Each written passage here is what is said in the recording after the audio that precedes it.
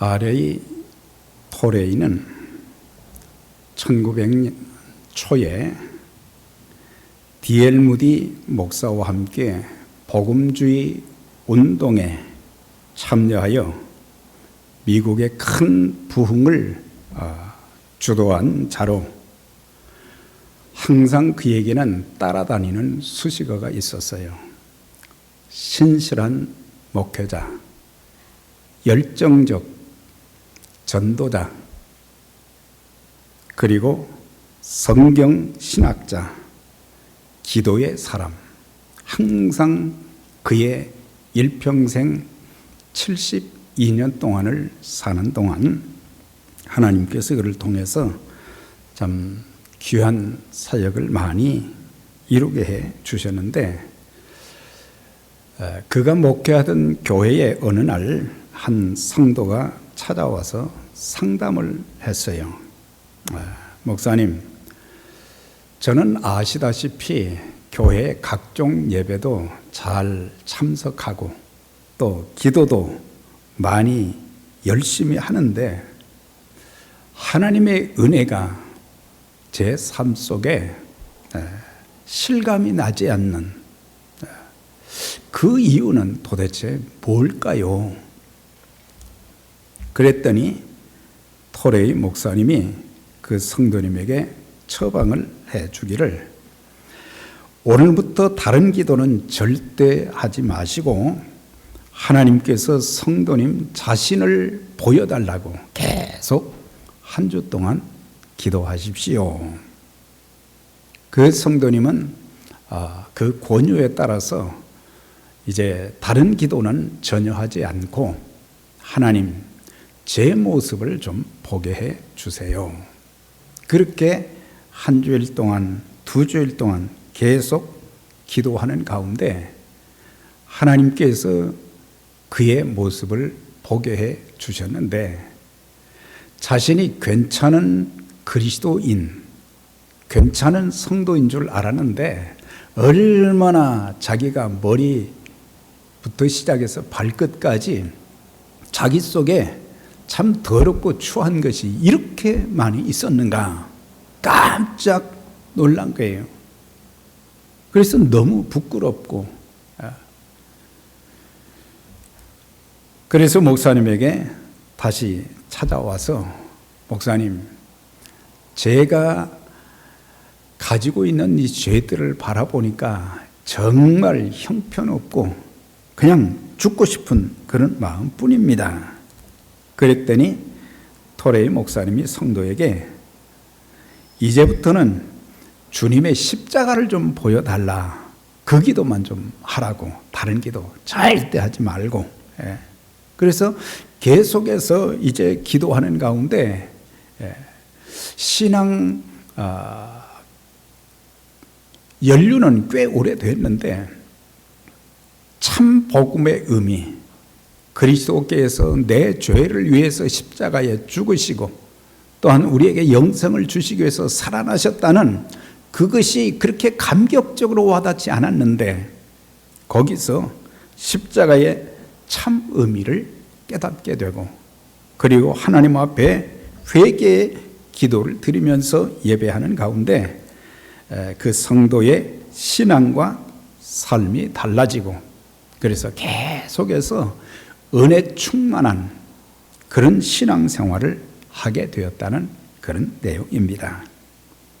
저와 여러분에게도 평생 은혜가 충만한 그런 신앙의 여정이 다 되시기를 주의 이름으로 축원합니다. 우리가 본문의 3장 3절에 보면은 솔로몬의 신앙이 어떠한가에 대해서 말씀을 해 주셨습니다.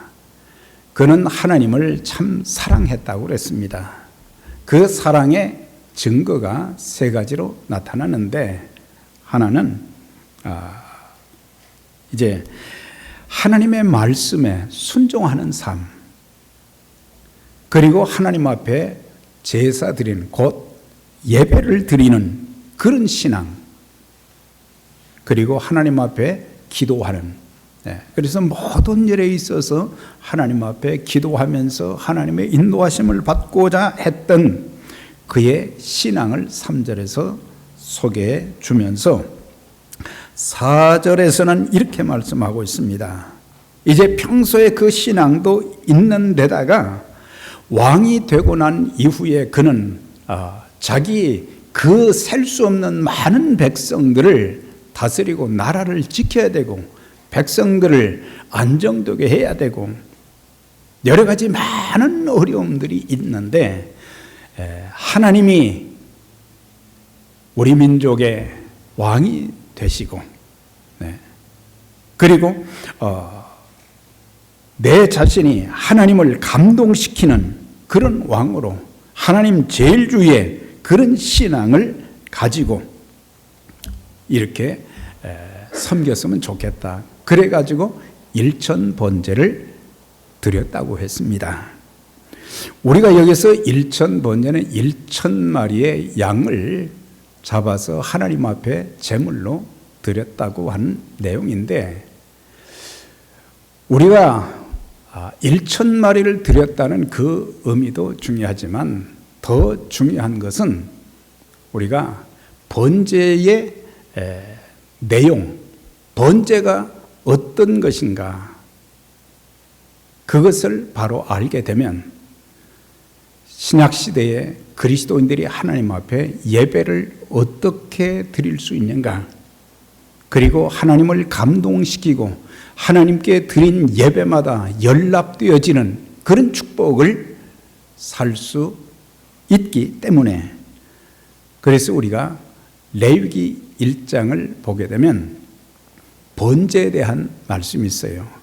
하나님 앞에 소를 잡아서 또 양과 염소를 잡아서 드릴 때에 세 과정이 있는 것이 레위기 1장에 나와 있습니다.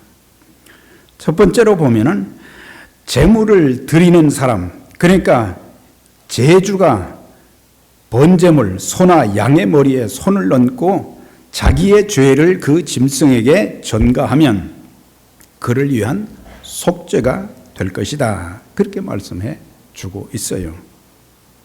그러니까 안수 행위는 죄를 고백하는 의식인 동시에 자신이 제물이 되는 것으로 신약적인 의미로는 그리스도인들이 하나님 앞에 예배를 드리기 전에 먼저 선행되어야 될 것이 있는데 그것은 하나님과의 바른 관계를 가지는 것이다. 하나님과의 바른 관계를 가지기 위해서 중요한 것은 뭐냐? 죄에 대한 회개가 있어야 된다. 그리스도께서 우리 죄를 대신해서 짊어지시고 죽으셨잖아요.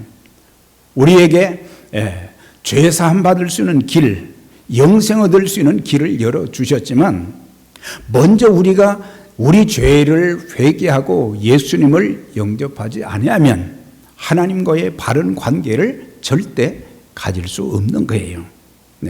그래서 우리가 모든 예배마다 또 하루를 시작하면서 나는 하나님 앞에 바로 선장가, 하나님과 나 사이에 막힌 것은 없는가, 내 속의 모든 죄를 하나님 앞에 참 회개하고 깨끗함 얻었는가, 막힌 것이 없는가, 이것을 돌아보아야 되는 거예요.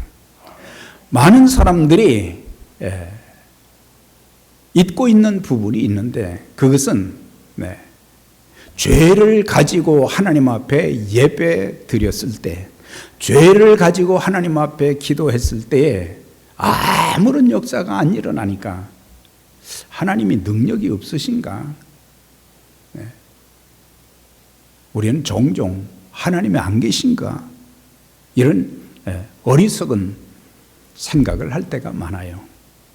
이사야 59장 1절 2절에 보면 여호와의 손이 짧아 구원치 못하심도 아니요 여호와의 귀가 둔하여 듣지 못하심도 아니요 오직 너희와 나 사이에 죄악이 가려워 있고 그 죄가 너희 기도를 듣지 못하시게 함이니라. 우리가 아무리 기도해도 아무리 예배해도 하나님이 안 받으시면은 아무 소용이 없는 거예요.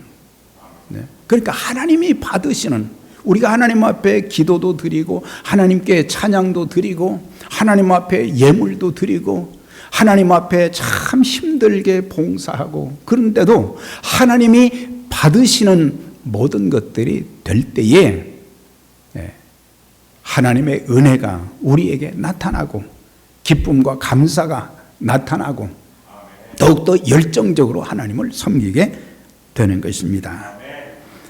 우리가 우리 자신을 돌아보면 생각으로 지은 죄들이 얼마나 많고, 입술로 지은 죄도 참 많고, 행동으로 지은 죄도 참 많고, 말씀에 불순종한 것도 많고, 당연히 성도로서 호흡과 같은 그렇게 중요한 기도를 하지 못하는, 기도를 드리지 못한 그런 죄들, 하나님이 천사도 흠모하는 귀한 직분을 주셨는데 그 직분을, 직분자의 사명을 감당하지 못한 죄, 성령의 감동함을 무시한 죄, 성령님이 끊임없이 우리에게 감동시키시고 우리에게 바른 길을 알려주시고 잘못된 것은 이제 돌이킬 수 있도록 만들어주시고, 참 성령께서 우리에게 많은 말씀으로 도전해 주시는데 우리는 성령의 감동함을 무시하고 내 마음대로 우리가 살았던 그런 죄들, 선교와 구제의 삶을 살지 못한 죄, 이런 것들을 회개하지 않았기 때문에 우리에게 신앙생활에 기쁨이 없고 감사가 없고 응답의 축복도 없는 것입니다. 요한일서 1장 9절입니다. 만일 우리가 우리 죄를 자백하면 저는 미쁘시고 의로우사 우리 모든 죄를 사하시고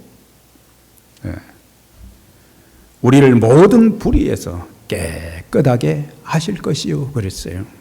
그러니까 우리가 매일 매순간 하나님 앞에 설 때마다 자신을 먼저 돌아보면서 하나님께 올려지는 모든 것들이 막혀서 올라가지 못하는, 받으시지 못하는 우리의 기도가 어떤 기도를 드렸는지도 죄 때문에 하나님께 상달되지 않는다고 하는 것.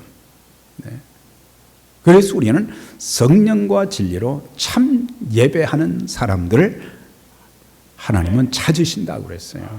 그만큼 그렇게 하나님이 받으시는 예배를 드리는 자들이 많지 않다고 하는 것을 가르쳐 주고 있어요. 두 번째 번제의 과정은 번제물, 양이나 소나 염소를 죽여서 가죽을 벗기고 목을 자르고 각을 뜨고 내장과 정강이는 물로 씻어야 한다 그랬어요. 이건 뭘 가르치는가? 정결케 하는 예식의 과정인데 예배 드리는 자의 마음의 상태가 참 중요하다는 것을 가르쳐 주고 있어요. 우리가 이 한 시간 예배를 드리면서 우리 마음속에 참 별의별 갈등이 다 있고 미워하는 마음도 있고 또 여러 가지 걱정 근심도 많고 위선적인 모습, 겉으로는 예배를 드리지만 마음은 다른 데 가 있는 그런 모습. 그래서 하나님께만 집중돼야 될 예배, 이것이 사람들 보기에 그런 모습보다는 하나님께 초점을 맞추고 하나님께서 기뻐하시는 그런 예배가 되어지도록 마음이 깨끗해야 되는데 그렇지 못할 때가 많은 거예요. 그래서 시편 24편 3절에 여호와의 산에 오를 자 누구며 그 거룩한 곳에 설 자가 누구인고 곧 손이 깨끗하고 마음이 청결하고 뜻을 허탄한 데 두지 아니하고 그 다음에 거짓 맹세치 아니하는 자로다 그랬어요. 우리가 하나님 앞에 섰을 때 우리 마음이 청결하지 못하고 우리의 손이 깨끗하지 못하는 것은 행실이 아름답지 못하다고 하는 거예요. 그 다음에 뜻을 허탄한 데 두었다는 것은 하나님보다 더 사랑하는 것들이 너무 많다고 하는 거예요. 그리고 거짓 맹세치 않는 자는 어떤 자냐? 진실된 자. 예. 우리가 사람은 속일 수 있지만 하나님은 절대 속일 수가 없는 거예요. 하나님은 우리의 여호와는 우리의 중심을 보신다. 사람들은 외모를 보지만 나 여호와는 중심을 보신다. 우리 속에 숨겨놓았던 그 모든 죄들 다 알고 계시는데 위선적으로 내가 거룩한 존재인 것처럼 하나님 앞에 설 때마다 하나님이 우리에게 요구하시는 것은 거룩한 것이에요. 거룩한 것, 구별된 것.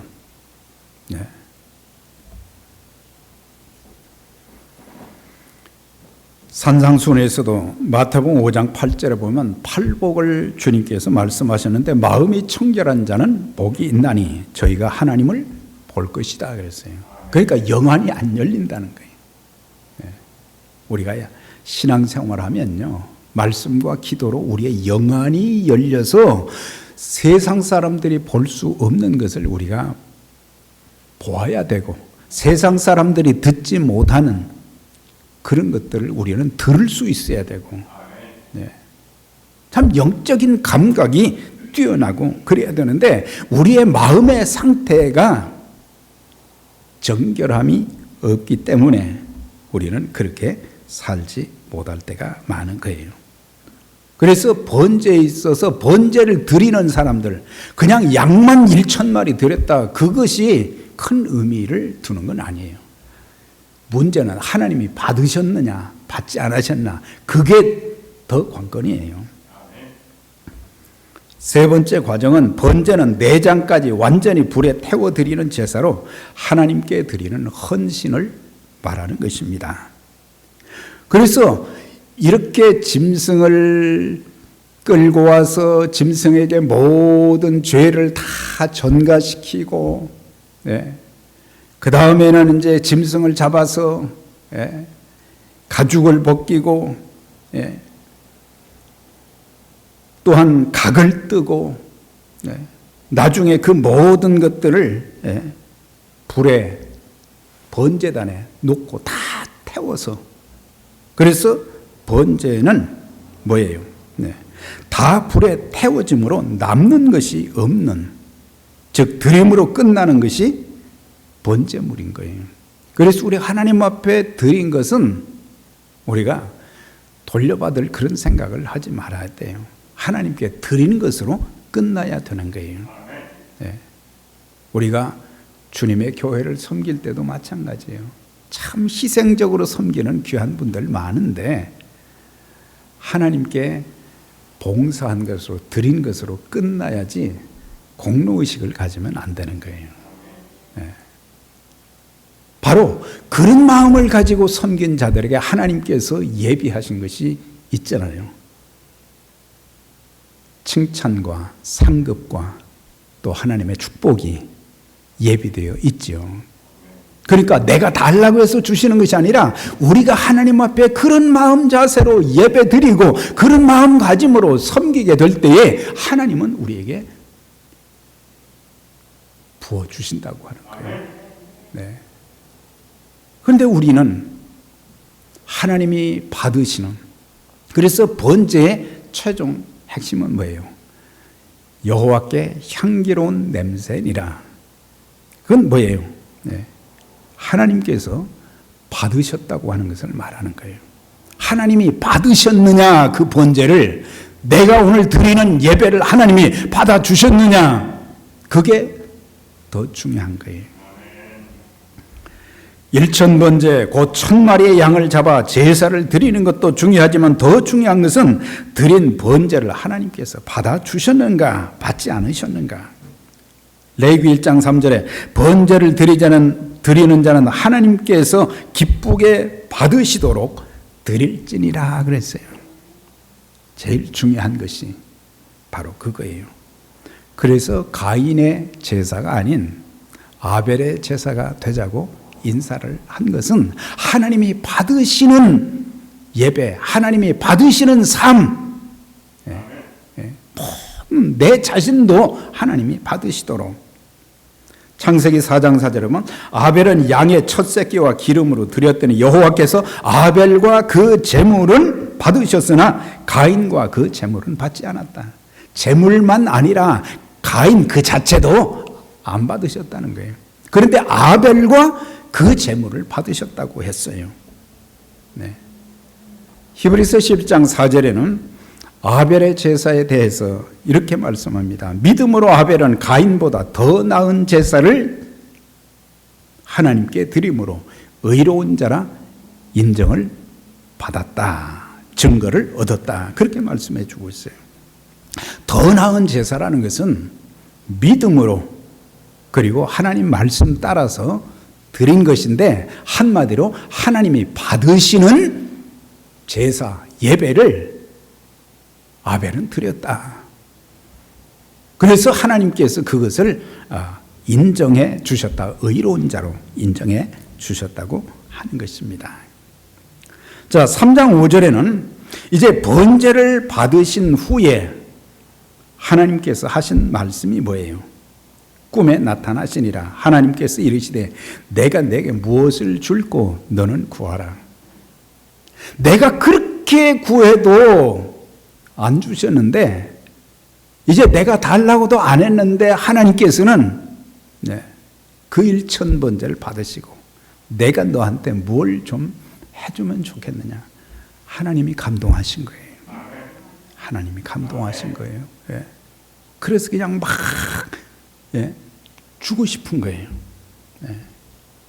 자녀들이 부모의 마음을 기쁘가면 부모는 가진 것이 없어도 막 주고 싶은 마음이 뭐 당연히 줘야 되지만 더 주고 싶은 마음이 생기는 것은 막 부모의 마음을 기쁘게 해드리고 감동을 시키니까 우리가 좀 때만 쓰지 말고 하나님을 감동시키는 그런 신앙생활, 섬김. 야, 저런 가운데서도 어떻게 이렇게 예배를 드리고 하나님을 섬기고 저렇게 어떻게 할 수 있을까? 하나님이 감동하시는 거예요. 교인들이 감동하는 것도 있지만 더 큰 감동은 하나님이 감동하셔서 다 남들이 할 수 있을 때 내가 하는 것은 내 상황이 내가 할 수 있는 그런 조건에서 하는 것은 그것은 뭐 별로 대단하지도 않아요. 그런데 할 수 없는데 어떻게 저렇게 할 수 있을까? 너는 내게 구하라. 내가 뭘 해주면 좋겠느냐? 보통 사람 같으면 저 같으면 당장 하나님 앞에 돈 좀 많이 주세요. 별걸 다 구할 건데 참 솔로몬이 5절에 6절의 말씀 보면 그는 당장 하나님이 그렇게 말씀하셔도 당장 자기의 원하는 것을 말씀드리지 않고 6절에 보면 내 아버지 다윗이 성실과 공의와 정직한 마음으로 주와 함께 주 앞에서 행함으로 주께서 그에게 큰 은혜를 베푸셨고 그를 위하여 큰 은혜를 항상 주사. 그러니까 그는 아버지 다윗에게 베풀어 주신 하나님의 큰 은혜. 사실 다윗이 일생을 살면서 얼마나 힘들었어요. 근데 하나님의 은혜가 넘쳐서 모든 위기와 어려움, 때로는 막 죽음의 고통 가운데 사망과 나의 그 거리는 한 걸음이라고 그랬거든요. 그만큼 어려운 가운데 있었는데 하나님께서 일평생을 죽는 날까지 은혜를 베풀어 주셨거든요. 그 은혜에 대해서 감사하는 것을 보게 돼요.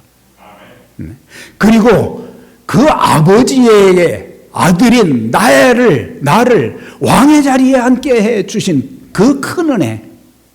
사실 솔로몬도 뭐 대단한 자격이 있는 것은 아니지만은 하나님이 아버지 다윗에게 큰 은혜를 주시고 그리고 내게도 큰 은혜를 주셔서 이렇게 왕으로 섬길 수 있도록 해 주셨습니다. 감사를 먼저 표현하는 것을 보게 돼요. 가장 어리석은 사람들이 누구입니까? 받은 은혜가 얼마나 큰지를 모르는 사람들이 가장 어리석은 사람들이에요. 뭐 다 표현할 수는 없고, 구원의 은혜. 내가 어떻게 구원받을 수 있었겠어요? 내가 어떻게 예수님을 만날 수 있었겠어요?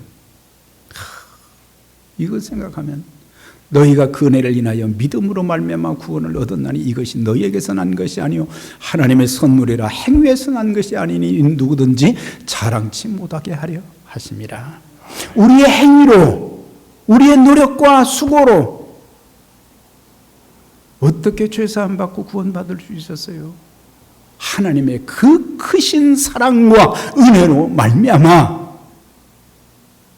내가 예수님 믿고 구원받을 수 있었다는 이 한 가지만 생각해도 감사하고 감격한데, 우리에게 이 감격과 감사가 다 빠져버렸어요. 그냥 형식화되어 버렸다고 하는 거예요. 지금까지 살아오면서 건강의 은혜, 참 몸이 아파서 참 고통 가운데 있는 분들도 참 많지요. 우리는 그들을 위해서 참 건강을 회복하도록 주님께서 치유해 주시도록 기도해야 되지만, 우리 자신들 이렇게 주님 앞에 나와서 예배를 드릴 수 있는 우리 자신들 이렇게 보면은요, 사실 우리가 밤에 잠을 자잖아요. 근데 잠을 자는 동안 나는 아무것도 하지 않는데 내 안에 있는 모든 지체들은 쉴 사이 없이 움직여 주고 있잖아요. 만약에 한 곳만 나 힘드니까 그만두겠다 스탑하면은 생명의 위기가 오는 거죠. 아무것도 안 하는데도 하나님이 아주 한치의 오차도 없이 우리의 건강을 다스리고 계시고 활동할 수 있도록 모든 기능들이 움직여질 수 있도록 이렇게 하는 건 몸의 기능뿐만 아니라 우리의 삶 전체도 하나님께서 다 이렇게 모든 것들을 선하게 인도해 주시는 거예요. 그걸 깨닫지 못한다면 우리가 노력하고 수고하는 그것은 당연히 있어야 되지만은, 그러나 그것 때문이 아니라 하나님께서 그 중심을 보시고 은혜를 베풀어 주시기 때문에 모든 것들이 하나씩 참 이거 안 되는 것 같아도 또 되고, 어떤 때는 야 하나님께서 이렇게 1, 2, 3, 4 척척척척 이렇게 예비해 주시고 인도해 주시고 공급해 주시고 이렇게 하는 걸 보면 깜짝깜짝 놀랄 때가 많거든요. 그런데 너무 우리의 삶에 고민과 갈등, 힘든 거 있지만은 우리가 하나님 앞에 바로 서게 되면, 하나님을 감동시켜 드리면은 하나님께서 우리의 인생 여정 아름답게 인도해 주실 것입니다. 우리를 직분자로 세워주신 것, 사도 바울은 늘 이렇게 고백했어요. 내게 주신 하나님의 은혜의 선물을 따라 내가 일꾼이 되었다. 참 모자란 게 많은데, 제 자신을 바라볼 때도 그래요. 모자란 것이 참 많은데도 하나님께서 작은 일이지만 사용하시는 것을 보게 되면 야 감사하다. 너무 감사하다. 시편 116편 12절에 여호와께서 내게 주신 은혜를 무엇으로 보답할꼬? 하나님이 주신 은혜가 너무 크기 때문에 내가 하나님의 은혜를 보답하며 살아야 되겠다. 여기에서 바른 신앙생활, 바른 예배, 바른 기도, 바른 삶, 바른 봉사 이런 것들이 나오게 되는 거예요. 7절의 말씀 보면은 종은 작은 아이라 그랬어요. 작은 아이라. 물론 솔로몬의 나이가 뭐 이렇게 많지 않지요. 뭐 청년에 불과하지요. 그런데 나는 하나님 앞에서 어린아이입니다. 이것은 뭐예요? 제가 한 나라의 왕이지만 하나님 앞에서는 자신을 지극히 낮추는 겸손함을 보여주는 거예요. 우리가 사람들 앞에서는 뭐 자랑할 건, 참 내가 이런 사람이다 그렇게 할 수 있겠지만 하나님 앞에서는 아니에요. 하나님 앞에서는 그래서 욥은 티끌과 같은 존재라 그랬어요. 자기를 얼마만큼 낮추었으면은 티끌과 같은 존재.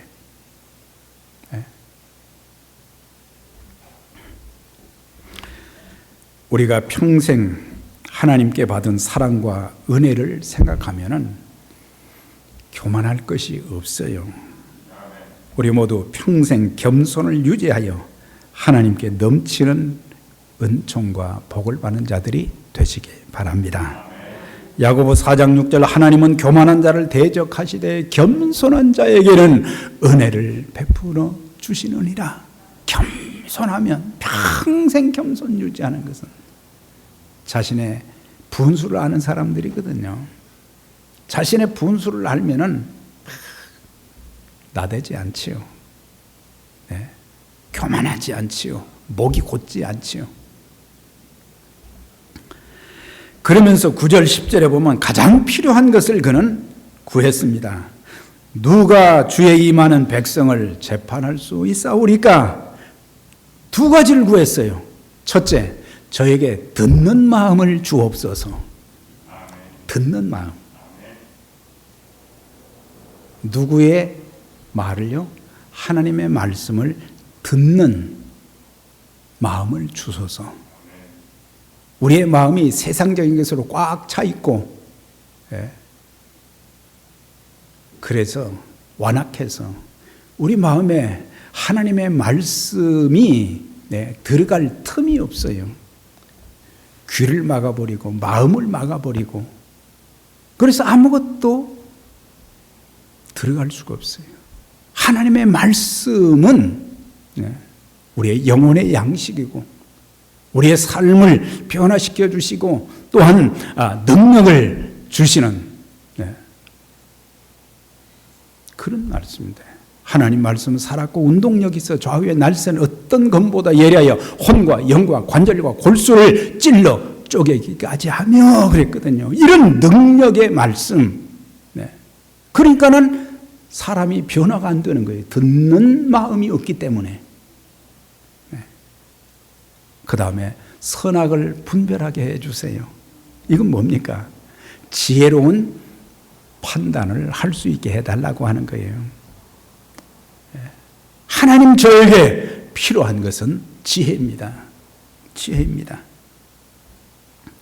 그래서 3장 16절부터 28절까지 보면 두 창기의 재판을 아주 지혜롭게 재판해서 불신자들도 솔로몬의 재판에 대한 것은 늘 이렇게 말하잖아요. 야, 저렇게 지혜 있구나. 솔로몬의 재판. 너희 중에 누구든지 지혜가 부족하거든 후히 주시고 꾸짖지 아니하시는 하나님께 구하라. 그리하면 주시리라 그랬어요. 하나님이 지혜를 구하시기를 그렇게 기뻐하신다고, 그리고 주신다고 하는 것 약속을 해 주셨잖아요. 3장 10절부터 솔로몬이 이것을 구하며 그 말씀이 주의 마음에 맞은지라 그랬어요. 하나님 마음에 맞는 기도를 드렸다고 하는 거예요. 하나님 마음에 맞는 번제를 드렸고,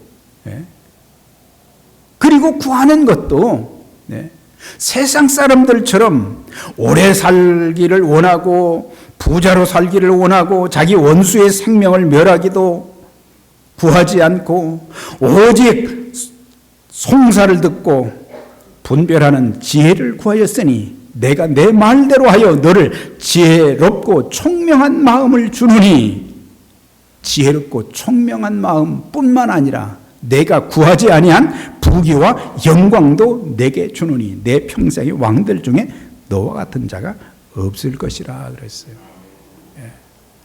돌아보면 저 개인적으로도 참 지혜가 너무 없어서 하나님의 영광을 더 많이 드러내지 못한 것도 있고, 제가 지혜가 없어서 가족들이 참 많은 고통을 겪기도 했고, 그럴 때가 적지 않아요. 그래서 하나님, 남은 생에는 조금 더 지혜로운 목사로 살게 해주세요. 저의 기도가 여러분들의 기도가 될 수 있기를 바랍니다. 참 어리석고 미련하게 우둔한 그런 부분들이 우리한테 얼마나 많은지 몰라요.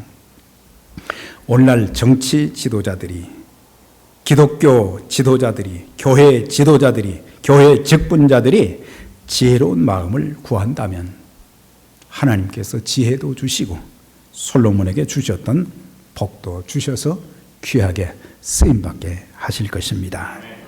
에베소 5장 15절, 그런즉 너희가 어떻게 행할지를 자세히 주의하여 지혜 없는 자같이 하지 말고 지혜 있는 자같이 하여 첫 번째 세월을 아끼라. 때가 악하니라.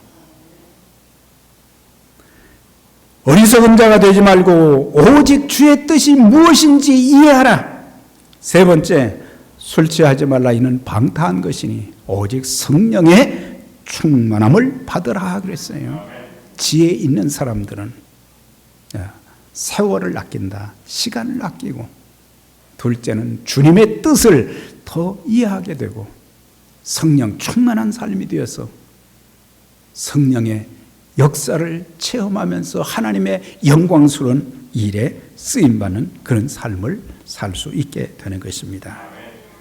정리합니다. 이제 우리 모두는 내가 믿는 하나님을 바로 아는 것, 그리고 바른 예배를 회복해야 되고, 기도할 때마다 하나님께서 감동하실 지혜를 구하고, 인생 여정 사는 동안도 하나님의 지혜로 살고, 주의 일을 할 때도 하나님의 지혜로 잘 감당하여 평생 하나님 앞에 아름답게 쓰임받는 믿음의 가족들이 다 되시기를 주의 이름으로 축원합니다. 기도드리겠습니다. 하나님 아버지, 감사합니다. 오늘도 우리에게 주신 말씀 따라서 저희들 마음으로 받게 해 주시고, 또한 그 말씀에 순종하여 하나님 앞에 아름답게 쓰임받게 하시되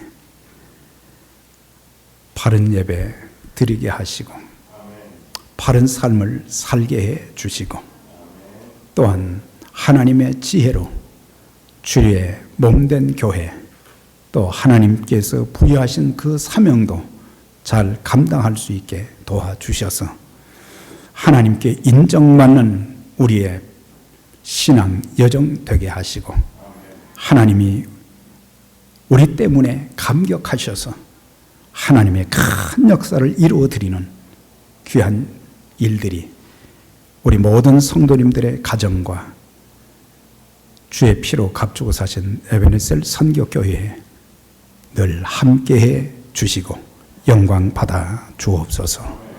예수님 이름으로 기도드려나이다.